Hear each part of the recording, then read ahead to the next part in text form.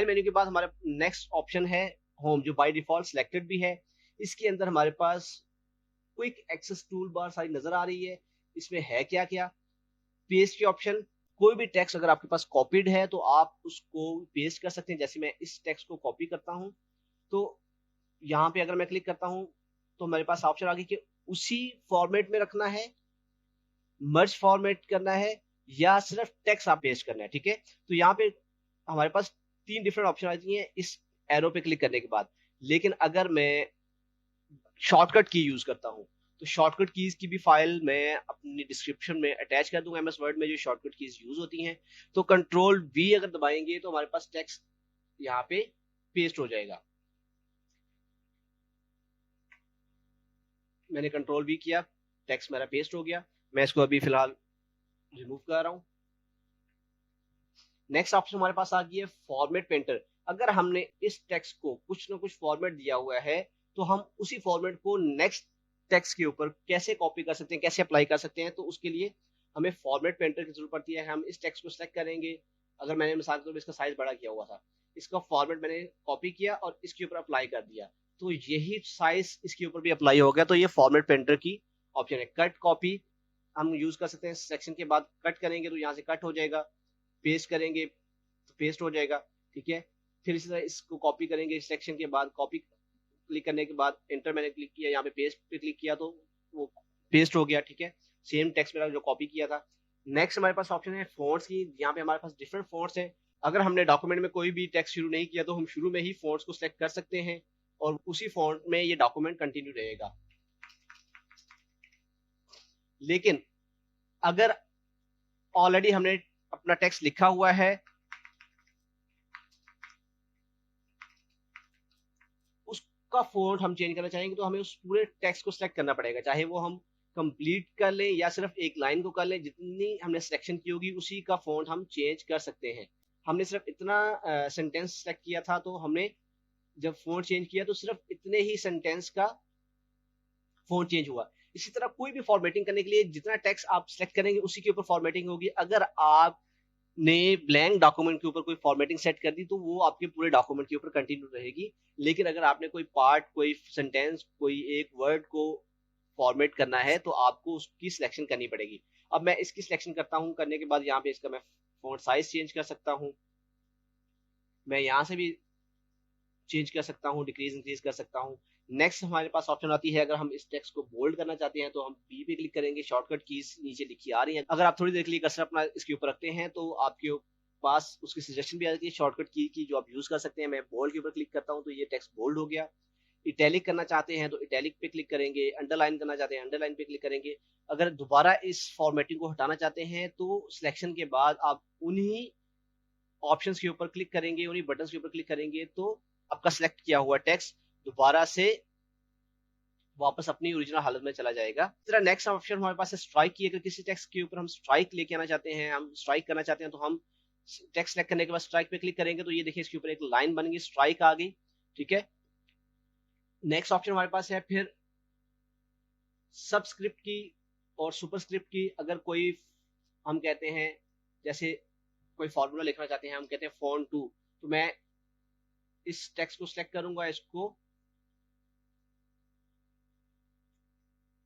इस टेक्स्ट को सिलेक्ट करने के बाद इस ऑप्शन पर क्लिक किया तो सबस्क्रिप्ट हो गया। इसी तरह अगर मैं वापस इस टेक्स्ट को सिलेक्ट करने के बाद नेक्स्ट ऑप्शन पे क्लिक करता हूँ सुपरस्क्रिप्ट की तो ये सुपरस्क्रिप्ट हो जाएगा। इनकी भी शॉर्टकट कीज सजेशन में आ रही है। Control plus is equal to shortcut key है सबस्क्रिप्ट की। Control plus shift plus plus जो है वो सुपरस्क्रिप्ट की शॉर्टकट की है। तो शॉर्टकट कीज भी आप यूज कर सकते हैं। आप हर ऑप्शन के ऊपर थोड़ी देर के लिए कर्सर को अगर रखेंगे तो अगर उसकी शॉर्टकट की अवेलेबल है तो उसकी सजेशन आ जाएगी। तो नेक्स्ट हमारे पास ऑप्शन है यहाँ पे टेक्स्ट इफेक्ट की, टाइपोग्राफी की। यहाँ पे हमारे पास different option already presets available हैं। हम किसी भी प्रीसेट को सिलेक्ट करते हैं तो वो वाला डिजाइन अप्लाई हो जाता है, वो वाला इफेक्ट अप्लाई हो जाता है।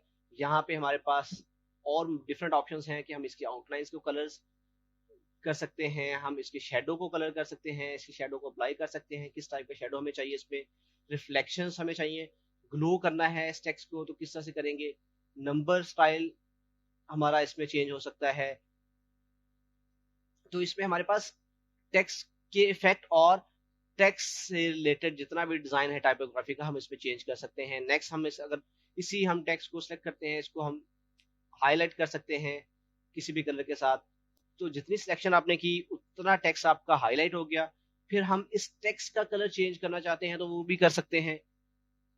हम कहते हैं ये ब्लैक कलर था, हमने यहाँ पे अगर डिजाइन कोई सिलेक्ट नहीं किया, टाइपोग्राफी हमने कोई इफेक्ट सिलेक्ट नहीं किया, तो हम जस्ट इसका कलर चेंज करना चाहते हैं तो हमारे पास कलर की ऑप्शन है, हम इसमें से कलर कोई भी चूज कर सकते हैं।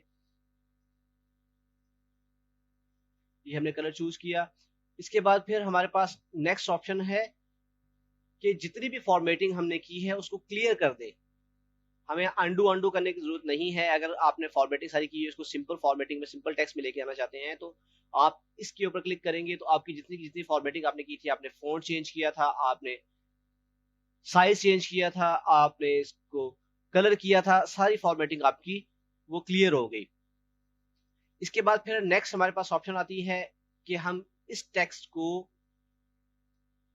लोअर केस में लेके जाना चाहते हैं, अपर केस में लेके जाना चाहते हैं, या इसी तरह हम हर वर्ड का जो पहला कैरेक्टर है हम उसको कैपिटलाइज करना चाहते हैं तो हम इन ऑप्शन को सिलेक्ट कर सकते हैं। अपर केस, लोअर केस, पहला वर्ड का कैरेक्टर कैपिटलाइज, तो ये ऑप्शन हमारे पास इस बटन में मौजूद है। उसके बाद हम नेक्स्ट सेक्शन की तरफ चलते हैं। नेक्स्ट सेक्शन में हमारे पास बुलेट्स आ गई कि हम अपने सिलेक्ट किए हुए टेक्स्ट को बुलेट्स देना चाहते हैं। कोई भी बुलेट्स दे सकते हैं, हमारे पास डिफरेंट प्रीसेट्स यहाँ पे अवेलेबल हैं।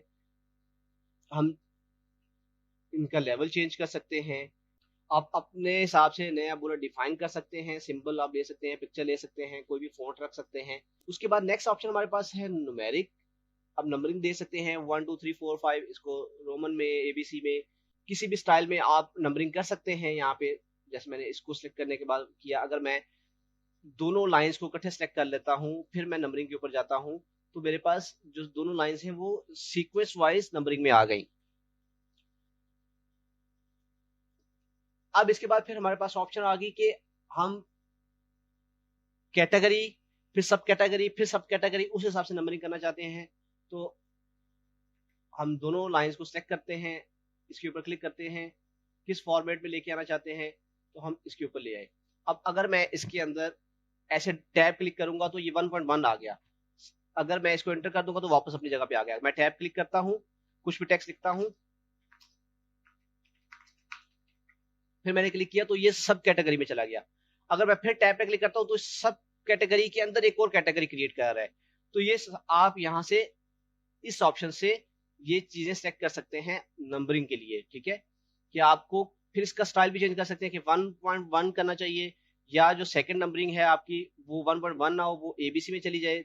तो इसको मैं स्टाइल को भी चेंज कर सकता हूँ यहाँ से, या फिर मैं इनको बुलेट्स में लेके जा सकता हूँ, या मैं यहाँ पे जितने प्रीसेट्स हैं हम किसी भी प्रीसेट को यूज करते हुए यूज कर सकते हैं। हमारे पास ऑप्शन आ गया अलाइनमेंट की कि हमने टेक्स्ट को अलाइन कहाँ पे करना है। यहाँ पे हमारे पास बाय डिफॉल्ट लेफ्ट अलाइन है, कंट्रोल एल इसकी शॉर्टकट की है।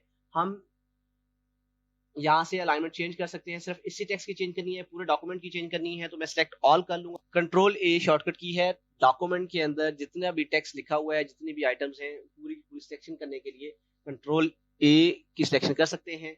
देखिए यहाँ पे जैसे हमने कंट्रोल ए किया तो यहाँ पे देखिए आपके पास फॉन्ट और साइज भी खत्म हो गया। उसकी वजह ये कि मल्टीपल फॉन्ट और मल्टीपल साइज अगर आपके पास डॉक्यूमेंट के अंदर है तो यहाँ पे कुछ भी शो नहीं होगा। लेकिन अगर आप सबको सिलेक्ट करने के बाद किसी भी एक फॉन्ट पे क्लिक करेंगे तो आपका पूरे डॉक्यूमेंट का आपका जो फॉन्ट है वो चेंज हो गया, साइज भी पूरे डॉक्यूमेंट का आपका अगर आप सेम कर देंगे तो फिर उसका डिस्प्ले आ जाएगा अगर इवन आपकी सिलेक्शन है। ठीक है, तो हम बात करें अलाइनमेंट की, तो ये लेफ्ट अलाइन ऑलरेडी है, बाय डिफॉल्ट होता है। हम सेंटर अलाइन करेंगे तो कुछ टेक्स्ट हमारा इस तरह से दिखेगा, राइट साइड पे राइट अलाइन करेंगे तो इस तरह से दिखेगा।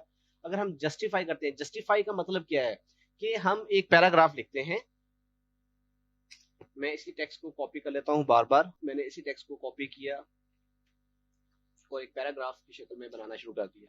ये हमारा एक पैराग्राफ बन गया। लेकिन इसमें देखेंगे, लेकिन जब हम इस पैराग्राफ को देखेंगे तो यहाँ पे देखें कि लाइन, पहले वाली लाइन बाहर है, दूसरी अंदर है, फिर बाहर है, तो ये इनकी अलाइनमेंट एक जैसी नहीं है जैसे कि स्टार्टिंग में है।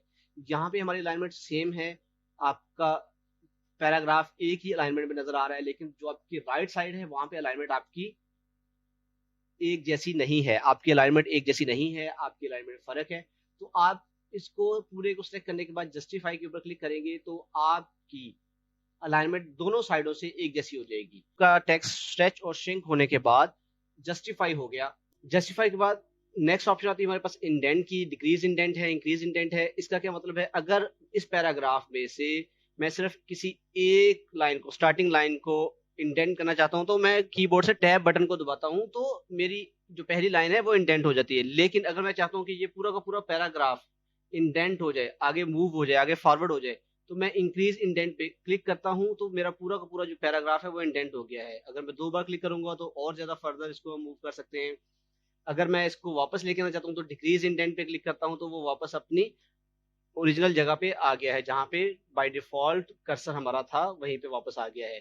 तो ये इंक्रीज इंडेंट और डिक्रीज इंडेंट कंप्लीट टेक्स्ट को फॉरवर्ड करने के लिए होता है। अगर एक लाइन करनी है तो हमें कीबोर्ड के ऊपर टैब के बटन को, टैब की की को प्रेस करके कर सकते हैं। नेक्स्ट हमारे पास ऑप्शन आ जाती है line and paragraph spacing.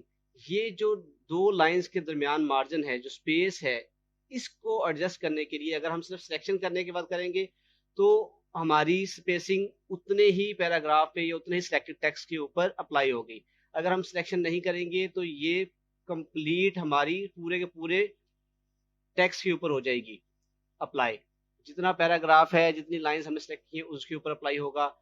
Normal paragraph की स्पेसिंग होती है 1.0 पे होती है, ये 1.15 पे लेटेस्ट वर्जन पे होती है। लेकिन हम इससे ज्यादा रखना चाहते हैं तो 1.5 पे लेके जाएंगे, 2. देखें जैसे जैसे मैं लेके जा रहा हूँ नेक्स्ट वाले पे तो मेरी स्पेसिंग जो है लाइंस के बिटवीन वो चेंज हो रही है। तो यहाँ से हम लाइन स्पेसिंग चेंज कर सकते हैं। फिर यहाँ से हम ऐड स्पेस बिफोर पैराग्राफ कर सकते हैं, रिमूव स्पेस आफ्टर पैराग्राफ कर सकते हैं। अगर हम पैराग्राफ का मतलब ये कि अगर इंटर दबाएंगे तो ये नेक्स्ट पैराग्राफ शुरू हो गया, ठीक है। अगर मैं इस टेक्स्ट को दोबारा कॉपी करके पेस्ट कर देता हूँ आपके सामने तो ये 2 पैराग्राफ हो गए। तो यहाँ पे हमारे पास ऐड स्पेस बिफोर पैराग्राफ, इसका मतलब ये कि जो पैराग्राफ नया है उससे पहले एक स्पेस आ जाए जब हम नया पैराग्राफ शुरू करते हैं। अगर इसको रिमूव कर देंगे तो ये देखें वो पैराग्राफ यहाँ पे जो खत्म हो रहा था उसके बाद नेक्स्ट पैराग्राफ और पहले पैराग्राफ के अंदर कोई स्पेस नहीं है। अगर मैं दोबारा से इसको सिलेक्ट करने के बाद स्पेस ऐड कर दूंगा तो सिर्फ पैराग्राफ के अंदर एक स्पेस ऐड हुई है। तो ये लाइन स्पेसिंग, पैराग्राफ स्पेसिंग थी। इसके बाद हमारे पास आ जाता है कि राइटिंग हमारी, हमने लेफ्ट टू राइट लिखनी है, डायरेक्शन है राइटिंग की। यहाँ से हम लेफ्ट टू राइट लिख रहे हैं, हम राइट टू लेफ्ट भी लिख सकते हैं। अगर हमारे लैंग्वेज हम इंग्लिश की जगह कुछ और लिखते हैं तो हमारी डायरेक्शन हम चेंज कर सकते हैं यहाँ से। इसके बाद आ जाता है बैकग्राउंड कलर। पहले देखिए हमने हाईलाइट की ऑप्शन यहाँ पे देखी थी। अगर हम किसी टेक्स्ट को सिलेक्ट करने के बाद इस पे क्लिक करते हैं तो सिर्फ उतना टेक्स्ट हमारा हाईलाइट होता है। लेकिन अगर पूरा का पूरा पैराग्राफ हम एक साथ कलर करना चाहते हैं, बैकग्राउंड कलर उसका चेंज करना चाहते हैं, तो हम यहाँ से कर सकते हैं। देखिए मैं अगर किसी कलर को सिलेक्ट कर रहा हूँ तो वो पूरा का पूरा पैराग्राफ हाईलाइट हो रहा है, पूरा का पूरा पैराग्राफ का जो बैकग्राउंड कलर है वो चेंज हो रहा है, ठीक है। इस तरह अगर मैं नेक्स्ट पैराग्राफ के ऊपर किसी भी जगह पे क्लिक करने के बाद कलरिंग पे जाता हूँ तो मेरे उस पैराग्राफ का कलर चेंज हो रहा है। तो ये कंप्लीट पैराग्राफ के लिए इसमें हमने टेक्स्ट की सिलेक्शन नहीं की, ठीक है। अगर हम टेक्स्ट सिलेक्शन करने के बाद करते हैं हाईलाइट तो उसका उतना ही टेक्स्ट हमारा हाईलाइट होता है। फिर इसके बाद हमारी नेक्स्ट ऑप्शन आ जाती है बाय डिफॉल्ट हमारे पास कुछ प्रीसेट्स बने हुए हैं। ये हमने एक बाय डिफॉल्ट जो वर्ड का है उसको सिलेक्ट किया हुआ है। हम इसको यहाँ से अपनी मर्जी से तो चेंज कर सकते हैं, लेकिन हम चाहते हैं कि इन्हीं प्रीसेट्स में से हम किसी को यूज करना चाहें तो मैं किसी के ऊपर भी क्लिक करूंगा तो देखिए उस पैराग्राफ का प्रीसेट ऑलरेडी चेंज हो रहा है। अगर मैं पूरे टेक्स्ट को सिलेक्ट करने के बाद करूंगा तो पूरा पूरा टेक्स्ट मेरा चेंज होता जाएगा।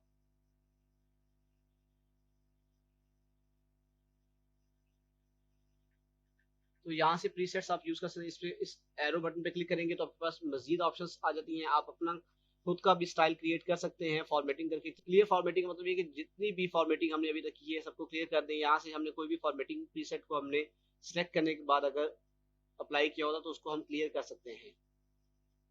इसके बाद फिर फाइंड एंड रिप्लेस की ऑप्शन आ जाती है। फाइंड का मतलब ये है कि इस पूरे डॉक्यूमेंट के अंदर, ये तो मैंने छोटा सा टेक्स्ट लिखा हुआ है लेकिन हमारे पास 100 पेजेस के, 50 पेजेस के, 15 पेजेस के, 1000 पेजेस के डॉक्यूमेंट्स भी होंगे। अगर उसमें से हमने कुछ स्पेसिफिकली पैराग्राफ को, सेंटेंस को, वर्ड को फाइंड करना हो तो हम फाइंड के ऑप्शन को यूज कर सकते हैं। कंट्रोल F इसकी शॉर्टकट की भी है, हम उसको भी यूज कर सकते हैं। यहाँ पे क्लिक करेंगे तो हमारे पास फाइंड की ऑप्शन आ गई। हम इसमें से लिखते हैं फॉन्ट और एंटर दबाते हैं तो देखिए यहाँ पे जिस जगह पे फॉन्ट था वो हाईलाइट हो गया, तो हम उसको फाइंड कर रहे हैं। फ़ॉन्ट को हमने जैसे ही लिखा 75 रिजल्ट उसके शो करवा रहा है हमें। हम यहाँ से नेक्स्ट करके उसकी सिलेक्शन पे जा सकते हैं, किस फ़ॉन्ट के ऊपर हमने जाना है, किसको सर्च कर रहे हैं। फाइंड के बाद ये हमारी फाइंड की ऑप्शन थी। फाइंड की एक और ऑप्शन भी हमारे पास है जिसको एडवांस फाइंड ऑप्शन कहते हैं। अगर हम फाइंड के बटन के साथ देखिए एक छोटा सा एरो की बना हुआ है, इसके ऊपर क्लिक करें तो हमारे पास यहाँ पे एक मेन्यू ओपन होता है जहाँ पे हमारे पास फाइंड की ऑप्शन है। फाइंड में हमारे पास यही नेविगेशन बार ओपन होती है, लेकिन अगर एडवांस फाइंड के ऊपर क्लिक करेंगे तो एक नई विंडो पॉपअप हो जाती है। उस विंडो के अंदर हमारे पास ऑप्शन है कि हम फाइंड यहाँ से भी कर सकते हैं। इसके बाद हमारे पास नेक्स्ट टैब, इसके अंदर डिफरेंट टैब बने हुए हैं। रिप्लेस, गो टू, ठीक है, रिप्लेस, गो टू, यहाँ से भी हम जा सकते हैं। फिर ये देखिए रिप्लेस का बटन बाहर भी बना हुआ है, इसके ऊपर भी हम क्लिक कर सकते हैं। रिप्लेस का मतलब ये कि हम जैसे ही हमने फोन को सिलेक्ट किया हुआ था उसको रिप्लेस करना चाहते हैं, या हम कहते हैं कि ये जो देखिए डॉक्यूमेंट के अंदर फोन 2 है, हम फोन 2 को फोन्ट्स के साथ रिप्लेस करना चाहते हैं। तो मैं अगर सिर्फ ये जो सिलेक्टेड जगह है, सिलेक्टेड वर्ड है, इसको रिप्लेस करना चाहता हूँ तो मैं सिर्फ रिप्लेस पे क्लिक करूंगा, जो पहली ऑप्शन है, तो सिर्फ एक वर्ड रिप्लेस होगा। अगर मैं रिप्लेस ऑल पे क्लिक करूंगा तो इस डॉक्यूमेंट के अंदर जितने भी फोन 2 के वर्ड होंगे सबके सब रिप्लेस हो जाएंगे फोन्ट्स के साथ। तो मैं इसको अप्लाई करता हूँ, यस करता हूँ। जैसे मैंने इसको ओके किया तो देखिए इस डॉक्यूमेंट के अंदर कंप्लीट हर जगह पे जहां जहां पे फोन 2 था वहां पे फोन्ट्स रिप्लेस हो गया है। गो टू की ऑप्शन, वो हम किसी एक पेज से दूसरे पेज के ऊपर डायरेक्ट जाते हैं। जैसे मैंने आपको बताया कि किसी डॉक्यूमेंट के अंदर 500 पेजेस भी हो सकते हैं। अगर आप बुक राइटिंग करते हैं तो उसके अंदर आपके पास डॉक्यूमेंट के अंदर 500 पेजेस भी हो सकते हैं, 100 पेजेस भी हो सकते हैं, 300 पेजेस भी हो सकते हैं। तो बजाय इसके कि आप यहाँ से ड्रैग करने के बाद 1 बाय 1 पेज पे जाएं, तो आप गो टू की ऑप्शन सेलेक्ट करने के बाद यहाँ पे पेज नंबर एंटर करेंगे और डायरेक्ट पेज नंबर पे जा सकते हैं। जैसे मिसाल के तौर पे मैं यहाँ पे कुछ पेजेस ऐड कर देता हूँ और पहले पेज के ऊपर जाता हूँ और गो टू की ऑप्शन को यूज करता हूँ। गो टू पेज नंबर में यहाँ पे लिखता हूँ 4, तो ये डायरेक्टली 4 पे चला गया। देखिए मेरा यहाँ पे जो पेज सिलेक्टेड है 4 ऑफ 12 आ गया। टोटल पेजेस हमारे 12 थे और गो टू से मैं डायरेक्ट पेज नंबर 4 पे चला गया। मैं पेज नंबर 12 लिखता हूँ तो डायरेक्ट मैं पेज नंबर 12 पे चला जाऊंगा। देखिए यहाँ पे पेज 12 ऑफ 12 आ गया। तो ये हमारी ऑप्शन, मैं पेजेस को रिमूव करके वापस पहले पेज पे आ रहा हूँ, ठीक है। तो ये हमारी जो गो टू की ऑप्शन है वो डायरेक्ट पेजेस के ऊपर है। इसके बाद इसमें हमारे पास मजीद देख लेते हैं गो टू में। तो ये हमारे पास पहले वो आता है कि गो टू व्हाट, कहाँ पे जाना चाहते हैं आप, वो पहले आप सेलेक्ट करेंगे, उसके बाद उसके पैरामीटर को लिखेंगे तो नेक्स्ट पे क्लिक करेंगे आप जा सकते हैं। सेक्शन है, पेज है, लाइन है, बुक मार्क है, कमेंट है, फुट नोट है, तो ये सारी की सारी ऑप्शन यहाँ पे आ जाती है गो टू के अंदर। तो ये हमारा पहला जो टैब था होम का, उसके अंदर जितनी भी ऑप्शन थी, जो हमारे पास क्विक एक्सेस टूल बार के अंदर जितनी ऑप्शन थी, ये हमने कवर कर ली।